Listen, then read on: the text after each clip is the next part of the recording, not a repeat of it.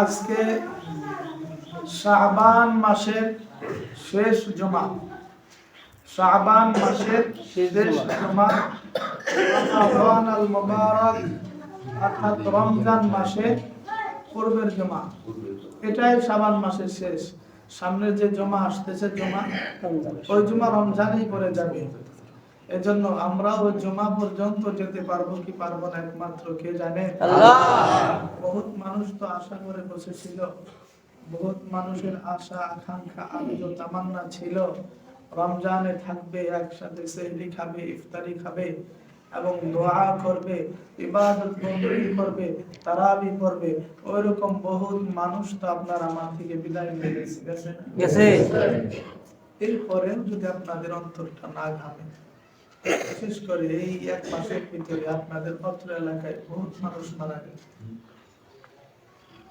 এরপরেও যদি মানুষের মন না ঘামে, ছোট্ট একটা কথা বলে, মানুষ যেই জায়গায় একবার অ্যাক্সিডেন্ট করে ওই রাস্তা দিয়ে চলার সময় বাকি রাস্তার সামনে পিছনে যদিও খেয়াল না করে, আমার যেই জায়গায় সে একবার অ্যাক্সিডেন্ট হয়েছিল ওই জায়গাটা সে সতর্ক করে চলে, তাই না?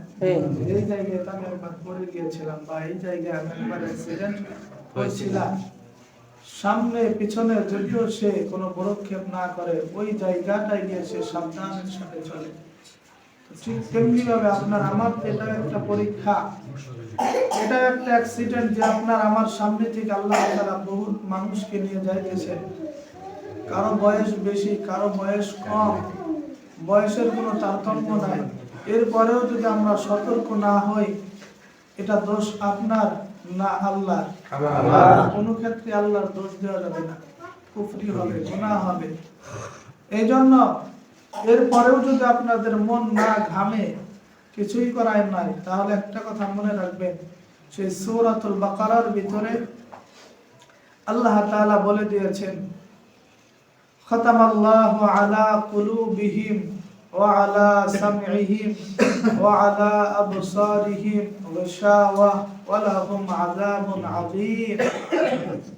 আল্লাহ তাআলা বলেছেন কিছু মানুষ এমন থাকবে কিয়ামত পর্যন্ত। কোন পর্যন্ত? কিয়ামত পর্যন্ত।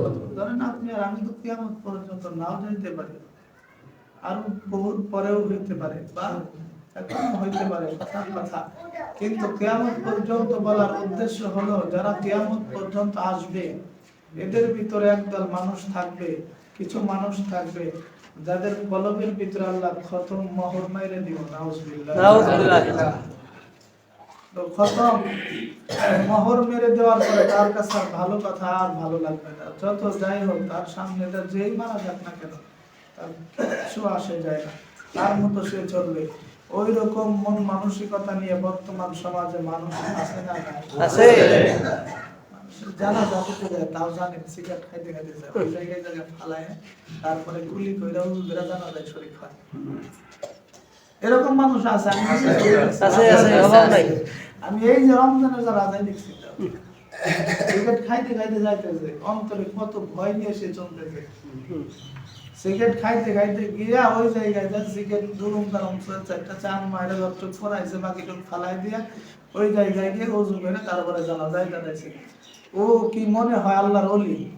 ও ফরজ নামাজ পড়ে গেছে মাগরিবে, বলেন জানাই মনে হয় ওই ব্যক্তিটা ফজরের পরে মাগরিবের নামাজের পরে তো জানাজা হয়েছে, মনে হয় কি ওই মানুষটা মাগরিবের নামাজ পড়ে গেছিল, তাই না? অথচ মাগরিবের নামাজ ছিল কি ফরজ, ফরজে আইন, যেটা বাধ্যতামূলক, করতেই হবে, করলেই গুনাহ হবে। আর জানাজার নামাজ ছিল কি ফরজে কিফায়া, 4 জন মানুষ 3 জন মানুষ যদি আদায় করে দিত পুরা সমাজের, পুরা কৃষ্ণপুর এলাকার সবার পক্ষ থেকে আদায় হয়ে যায়। কিন্তু ওটার ভিতরে কি আগ্রহের সাথে সিগারেট খাইতে খাইতে শরীর হইল আর সুস্থ থাকা অবস্থায় মাগরিবের নামাজটা পড়লো না, কি বোঝা যায় ওই লোকটার কলম ভালো আছে? না। কিয়ামত পর্যন্ত কিছু মানুষ থাকবে খাতামাল্লাহু আলা কুলুবিহিম, যাদের অন্তরে আল্লাহ মোহর মাইরা দিব।